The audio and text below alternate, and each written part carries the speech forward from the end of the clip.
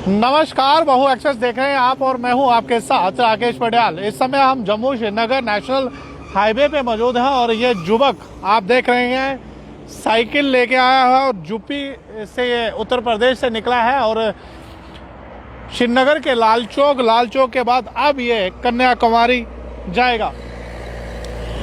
इसने एक बीड़ा उठाया कि रेप फ्री इंडिया बनाने का प्रयास इस युवक द्वारा किया जा रहा है। लोगों को संदेश दिया जा रहा है कि किसी ना किसी तरीके से जो महिलाओं पे अत्याचार हो रहे हैं, भ्रूण हत्याएं हो रही हैं, घरेलू हिंसा होती हैं, उनसे मुक्त कराना इसका प्रयास है। अपना नाम बता दें, ये बताइए कहाँ से आए हैं, कहाँ जाना है?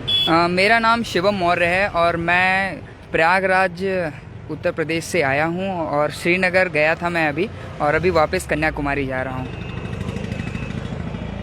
यूपी से आप निकले हैं, किस उद्देश्य के ऊपर निकले हैं? क्या संदेश जो है वो देना चाहते हैं? मैं लोगों को यही संदेश देना चाहता हूं कि अपनी माँ बहन को जिस पर नज़र से हम देखते हैं उसी नज़र से दूसरों की माँ बहन को ही देखना होगा। सामाजिक सोच में अगर हम बदलाव करेंगे ज़रा सा, तो हम रेप फ्री इंडिया बनाने में सक्षम हैं। कश्मीर घाटी में आप गए थे, क्या बदलाव आपने 370 हटने के बाद कश्मीर घाटी में देखा? स्थिति काफ़ी अच्छी है, वहाँ पे सब कुछ सामान्य है और काफ़ी अच्छा रवैया रहा। कश्मीरी जो भी जितने भी कश्मीरी थे, सबका मेरे साथ जो व्यवहार था बहुत ही अच्छा था। जी बिल्कुल, ये प्रयागराज उत्तर प्रदेश से निकले हैं और रेप फ्री इंडिया बनाने का प्रयास यहाँ पे कर रहे हैं, लोगों को ये संदेश दे रहे हैं। यहाँ पे हमारे साथ एक महिला काउंसलर हैं, वार्ड नंबर 1 की काउंसलर हैं, प्रीति खजूरिया जी। प्रीति जी, ये युवक एक निकला है, महिलाओं का जो सम्मान और जो रेप फ्री इंडिया बनाने का सपना है, क्या कहना? इसके लिए तो मैं सबसे पहले उसको कॉन्ग्रेचुलेशन कहूँगी कि एक उसने इनिशिएटिव लिया।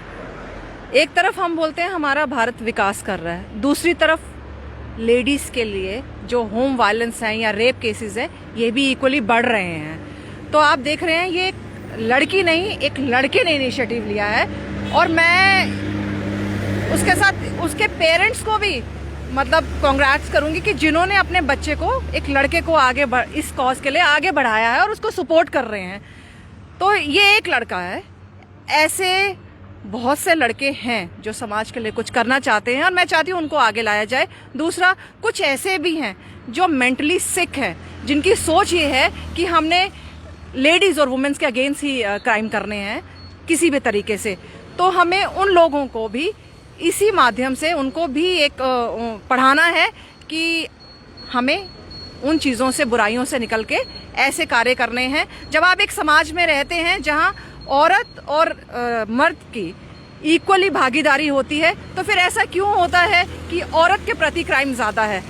इसमें बहुत सारे मैं कहूँगी कमियां हैं। सबसे पहले तो मैं कहूँगी पुलिस तो नाकामयाब ही है, क्योंकि जो क्रिमिनल होता है वो कहीं ना कहीं पीछे रहता है और जो कंप्लेंट जिसने की होती है उसको बार बार पुलिस स्टेशन, तो ये एक हरासमेंट है।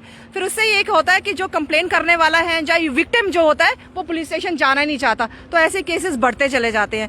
तो पुलिस का मैं कहती हूँ रवैया बहुत गलत है, इसमें उनको भी देखना चाहिए। साथ में कानून में इतने इफ एंड बट्स होते हैं कि जो लड़की है वो नहीं आती सामने, क्योंकि उसकी सेल्फ रिस्पेक्ट है। एक तरफ वो अपनी रिस्पेक्ट खो चुकी है, दूसरी तरफ उसके साथ ऐसे हादसे होते हैं, तो वो कहीं ना कहीं उसके दिमाग में ये हो गया है कि हमें जस्टिस नहीं मिलेगा। तो 10 में से अगर 2 लड़कियां आती हैं तो फिर भी हम वुमेन एम्पावरमेंट की इतनी बड़ी बड़ी बातें करते हैं, तो वुमेन एम्पावरमेंट को सपोर्ट करने के लिए हमें क्या कर रहे हैं मैं ये देख रही हूँ। तो कुछ कहीं ना कहीं कानून को भी अब बदलने की ज़रूरत है कि जब आप विकास कर रहे हैं, विकास के साथ आप कहीं ना कहीं फीमेल्स को पीछे नहीं छोड़ सकते, क्योंकि उनकी पूरी भागीदारी है इस सोसाइटी में। तो उनके लिए कानून अब इस रेप या ऐसे कुछ कानून इनके लिए बनने चाहिए, सख्त से सख्त कानून, ताकि करने वाला एक बार डरे कि मैंने ये करने से पहले मेरे को ये सज़ा मिलने वाली है, तो उसको वो सोचे भी ना।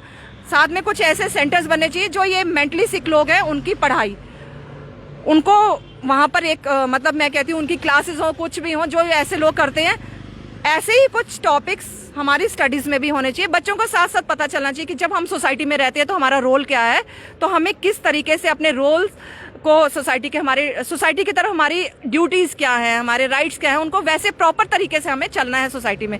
सोसाइटी ऐसे नहीं बनती, सोसाइटी हम ही लोगों से बनती है। कानून तो बात की बात है, पर हम ही लोगों का उसका ज्यादा योगदान रहता है। तो मैं इसको और इसकी फैमिली को बहुत ज्यादा अप्रिशिएट करूंगी कि एक लड़का होके ये अगर ऐसा कर सकता है तो पूरा समाज क्यों नहीं कर सकता। और इसके साथ मैं एक बात भी और कहूंगी कि जैसे अब ये कन्याकुमारी में जा रहे हैं, तो जैसे जैसे ये जहां जहां भी जा रहे हैं, लोगों को इस कॉज के लिए सपोर्ट करना चाहिए। तो जिस तरीके से होती है इसकी हेल्प करो, जिस भी तरीके से।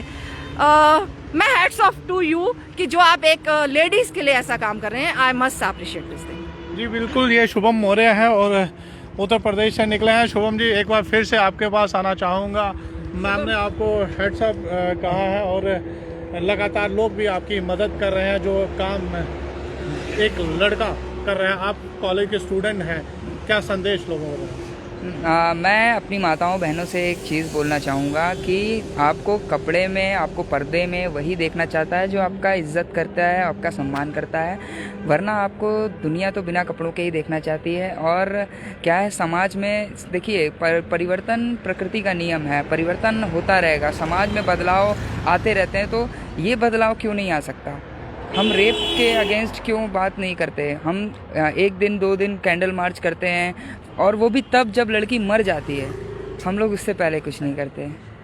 एक इलाके में हम लोग स्टार्ट करते हैं कहना, मुझे कहते हुए बहुत बुरा लग रहा है कि अगर किसी इलाके में ये चीज़ होती है तो वो इलाके तक ही रह जाती है।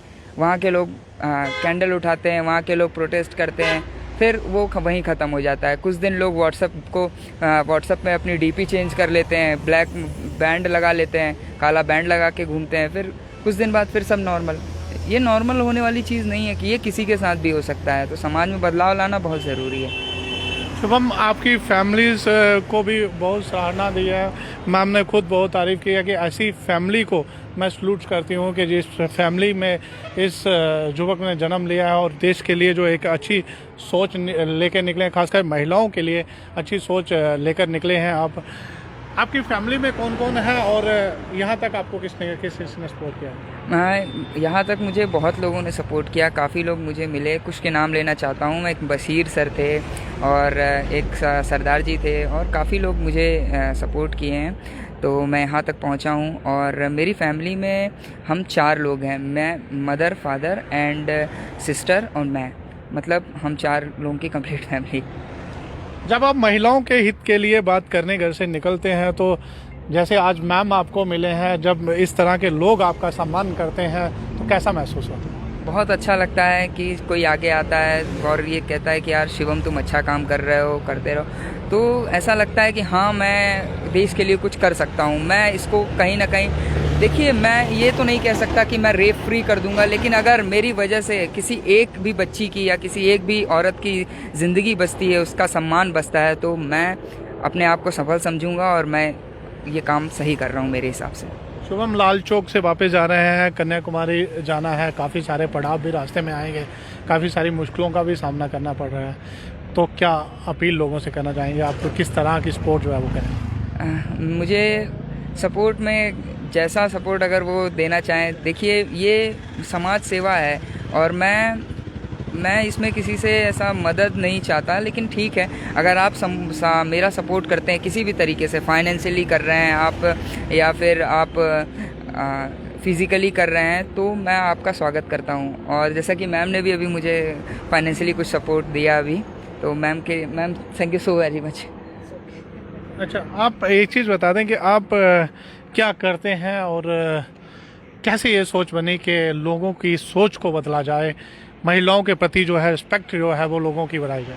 देखिए मैं एक स्टूडेंट हूँ और मैं बीए तृतीय वर्ष का छात्र हूँ हेमवती नंदन बहुगुणा कॉलेज से, जो कि नैनी प्रयागराज में है, और मेरी उम्र केवल 20 साल है और मैं पॉलिटिकल साइंस मेरा सब्जेक्ट रहा है और जियोग्राफी। तो मैं समाज से काफ़ी जुड़ा रहा हूँ और मैं सिविल्स की तैयारी भी कर रहा हूँ साथ साथ में, तो मैं समाज से काफ़ी जुड़ा रहा हूँ। तो इस वजह से मुझे प्रति रिस्पेक्ट कीजिएगा।